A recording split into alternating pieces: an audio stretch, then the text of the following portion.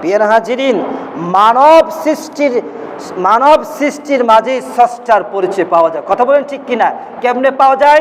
আল্লাহ ১,৫০০ বছর আগে বলেছেন, ওয়ালাকাদ খলাকনাল ইনসানা মিন সুলালাতিন মিন তিন। আল্লাহ বলেন, আমি মানুষকে সৃষ্টি করেছি মাটির সারাংশ থেকে। আল্লাহ বলেন, সুম্মা জাআলনাকু নুতফাতান ফি করারিন মাকিন। আমি আল্লাহ তাআলা মানুষকে নুতফা থেকে সৃষ্টি করেছি। বলেন সুবহানাল্লাহ। তারপর আল্লাহ কি বললেন? এরপরে আমার আল্লাহ তাআলা বললেন যে আমি কি মানুষকে রক্তকে মাংসে পিণ্ডতে পরিণত করে এবং সে মাংসপিণ্ড থেকে আমি আল্লাহ অস্থি সৃষ্টি করেছি, অথবা অস্থিকে মাংস দ্বারা আবৃত করেছি। বলেন সুবহানাল্লাহ।